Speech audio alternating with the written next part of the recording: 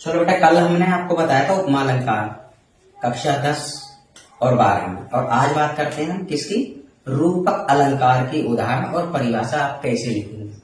तो कभी कभी बच्चे कंफ्यूज हो जाते हैं, रूपक अलंकार को और उपमा अलंकार को एक सा ही मान लेते हैं। हाँ, डिफरेंट तो है, अंतर तो है, लेकिन वो अंतर आज हम समझेंगे और आपको वो परिभाषा भी बताएंगे। बच्चे कंफ्यूज बहुत जल्दी हो जाते हैं। चलिए हम परिभाषा पे बात करते हैं, किसकी, रूपक अलंकार की परिभाषा। ठीक है, जो कक्षा 10 में आती है। कभी कभी एग्जाम में पूछ लेता है कि रूपक अलंकार की उदाहरण सहित परिभाषा लिखिए, तो आपको उसकी परिभाषा भी लिखनी पड़ेगी और उदाहरण भी लिखना पड़ता है। और कभी कभी वो एक उदाहरण दे देता है, उसमें से मालूम करता है कि इसमें किस अलंकार का प्रयोग किया गया, इसमें रूपक है, उपमा है या उत्प्रेक्षा है, तो वही आपको लिखना पड़ता है। जो अलंकार होगा उसमें आपको वही लिख दिया जाएगा। चलिए हम अपने क्या बोलते हैं, इस पे रूपक अलंकार पे चलते हैं। तो वही रोज की तरह परिभाषा ऐसे लिखनी है आपको, ब्लैक काले पेन से। अब इसमें आपको जो आपको उपमा अलंकार बताया था कल, और ये हम बता रहे हैं रूपक अलंकार, तो इनमें अंतर है, ज्यादा अंतर नहीं है, थोड़ा बहुत अंतर है इसमें। वही अंतर को आज हम समझेंगे और हमारा रूपक अलंकार क्लियर होगा। चलिए बढ़ते हैं। इसमें क्या है, जहां उपमेय या उपमान हो, जहां उपमेय या उपमान हो। उपमेय क्या है, जिसकी तुलना की जाए, और उपमान क्या है, जिससे तुलना की जाए। समझ गया, जहां उपमेय या उपमान को एक रूप मान लिया जाए वहां रूपक अलंकार होता है। यानी कि दोनों को एक मान लिया जाए, किसको, उपमेय को और उपमान को एक मान लिया जाए, वहां क्या होता है बेटा, रूपक अलंकार होता है। तो उपमेय क्या है, ये क्या है, जिसकी तुलना की जाए, किससे, उपमान क्या है, जिससे तुलना की जाए, वहां क्या होता है बेटा, रूपक अलंकार होता है। मैं दोबारा फिर बता रहा हूं आपको, जहां उपमेय या उपमान को एक रूप मान लिया जाए वहां रूपक अलंकार होता है। ठीक है, अब ये उपमेय क्या है, जिसकी तुलना की जाए, उपमान क्या है, जिससे तुलना की जाए। उपमा अलंकार क्या था, उपमा अलंकार क्या था, जब किसी व्यक्ति या वस्तु की तुलना किसी अन्य व्यक्ति या वस्तु से की जाए वहां क्या होता है बेटा, उपमा अलंकार होता है। और यहाँ क्या, रूपक अलंकार है, जहां उपमेय या उपमान को, जहां उपमेय या उपमान को एक रूप मान लिया जाए वहां क्या होता है बेटा, रूपक अलंकार होता है। समझ गया, फिर बता रहा हूं, जहां उपमेय या उपमान को एक रूप मान लिया जाता है वहां रूपक अलंकार होता है। उपमेय क्या है, जिसकी तुलना की जाए, उपमान क्या है, जिससे तुलना की जाए। समझ गए, यानी कि दोनों को एक रूप मान लिया जाए वहां क्या होता है बेटा, रूपक अलंकार होता है। वही एक लाइन छोड़ के नीचे लिखना है क्या, उदाहरण किसका, रूपक अलंकार का आपको लिखना पड़ेगा, रूपक अलंकार का उदाहरण। कैसे लिखेंगे, चरण कमल बंदव हरिराई, चरण कमल बंदव हरिराई, यानी कि चरण कैसे हैं। ठीक है, चरण कमल के समान नहीं है, यानी कि चरण कमल हैं।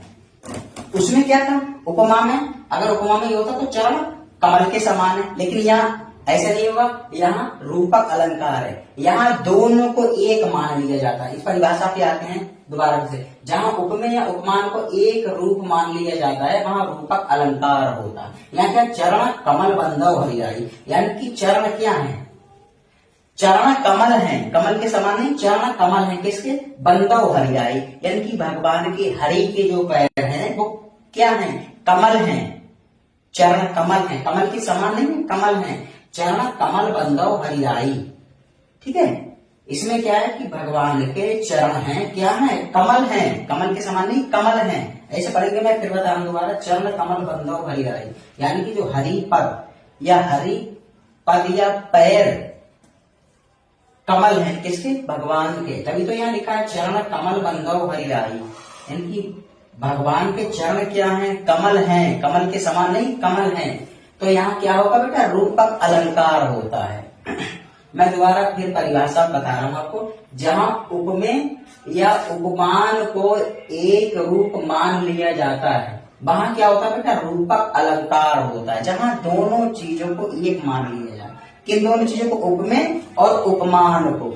उपमेय क्या है, जिसकी तुलना की जाए, उपमान क्या है, जिससे तुलना की जाए। ठीक है, उपमेय और उपमान। तो यहाँ है उपमेय, उपमेय ये हो गया, उपमान, उपमान ये हो गया। जहां उपमेय या उपमान को एक रूप मान लिया जाता है वहां रूपक अलंकार होता है। रूपक अलंकार होता है। उपमेय जिसकी तुलना की जाए और उपमान जिससे तुलना की जाए। उदाहरण भाई, एक लाइन छोड़नी है आपको, एक लाइन छोड़ने के बाद उदाहरण लिखना है किसका, रूपक अलंकार का। क्या लिखना है, चरण कमल बंदव हरिराई। चरण कमल बंदव हरिराई, यानी कि भगवान के जो चरण हैं क्या है, कमल हैं। ठीक है, अब बेटा ऐसे आपको क्या बोलते हैं, बहुत सारे उदाहरण देखना पड़ेंगे। ये नहीं कि एग्जाम में यही आएगा। ये तो मैंने एक आपको तरीका बताया है कि रूपक अलंकार में क्या होता है। तो रूपक अलंकार में उपमेय और उपमान को एक रूप मान लिया जाता है, वहां क्या होता है बेटा, रूपक अलंकार होता है। तभी तो इसकी परिभाषा है कि चरण कमल बंदव हरिराई, यहाँ चरण है और यहाँ कमल है। तो चरण क्या है, कमल के समान नहीं है, चरण कमल है किसके, भगवान के। तभी तो लिखा है चरण कमल बंदव हरिराई। अब आप बहुत सारे उसमें आपके पास क्वेश्चन बैंक को, जिसको हिंदी में गेस्ट पेपर कहते हैं, गेस्ट पेपर भी आ गए हैं मार्केट में, वो ले लीजिए आप। बहुत सारे उदाहरण उसमें दिए हुए हैं, आप पढ़ लीजिए उसको और क्या बोलते हैं गहराई से आप समझ जाएंगे, कोई कंफ्यूज होने वाली बात नहीं है। कल क्या बताया था हमने उपमा अलंकार बताया था, उपमा अलंकार बताया था। और आज क्या है बेटा, रूपक अलंकार बताया, रूपक अलंकार। मैं फिर दोबारा फिर परिभाषा बता रहा हूं आपको, देखने की आपको आवश्यकता नहीं पड़े। परिभाषा वही लिखनी ब्लैक काले पेन से, और नीचे अंडरलाइन बेटा जरूर करनी है। अंडरलाइन करने के बाद यहाँ से आपको नीले से कर देना। और ये योजक चिन्ह और दो क्या चीज, बोलचाल की भाषा में हम इनको बुंदकी कह लेते हैं या बिंदु कह लेते हैं। ठीक है, ऐसे करके आपको लिखना है, आपको समझाने के लिए बोला है। और आगे योजक चिन्ह जरूर लगाना है, तभी वहीं से आपको परिभाषा आपको स्टार्ट कर देनी है किसकी, रूपक अलंकार की, नीले पेन। जहां उपमेय या उपमान को एक रूप मान लिया जाए, कि दोनों चीजों को एक मान लिया जाए, वहां क्या होता है बेटा, रूपक अलंकार होता है। अब ऐसी उसकी परिभाषा लिखेंगे, सॉरी उदाहरण लिखेंगे। ये तो परिभाषा की उदाहरण लिखेंगे हम, एक लाइन छोड़ के उदाहरण लिखेंगे हम। उदाहरण क्या करेंगे, चरण कमल बंदव हरिराई, यानी कि भगवान के जो पैर हैं क्या हैं, कमल हैं। कमल के समान नहीं है, कमल हैं। और ऐसे ही आपको उदाहरण लिखना है। ये क्वेश्चन आते हैं बोर्ड एग्जाम में, किसकी, 10th लेवल में। और यही मैं डेली आपको पढ़ा रहा हूँ। कल मैंने पढ़ाया था क्या बोलते हैं, उपमा अलंकार। आज पढ़ाया मैंने आपको रूपक अलंकार, और कल फिर पढ़ाऊंगा मैं आपको उत्प्रेक्ष अलंकार। मेहनत से पढ़ाई करिए और ईमानदारी से तैयारी करिए, बिल्कुल आ जाएगा, डरने वाली बात नहीं है। आप हल कर लोगे उसको, कोई इतनी बड़ी बात नहीं जो आपसे हल नहीं होगा। लेकिन पढ़ाई समय चाहती है, जितनी बड़ी सफलता होगी बेटा उतना ही बड़ा संघर्ष होता है। यह नहीं कि आप बड़ी सफलता में छोटी, बड़ी तैयारी में छोटी सफलता, या क्या बोलते हैं छोटी सफलता में बड़ी तैयारी। जितनी बड़ी सफलता होती है बेटा उतना ही बड़ा संघर्ष होता है। लोगों के 99% या 90% ऐसे नहीं आ जाते हैं। बहुत सारा संघर्ष और मेहनत करनी पड़ती है, बहुत सारी ख्वाहिशें मारनी पड़ती हैं, तब कहीं बच्चों की बन पाती है। आप ये नहीं कि एक बार पढ़ा पड़े और रख दिया, बार बार रिवीज करिए इसको। कोई विषय सरल या कठिन नहीं होता। ये मैंने पिछली बार में बताया था आपको, जो मेरी वीडियो पड़ी हुई है मेरे चैनल पे।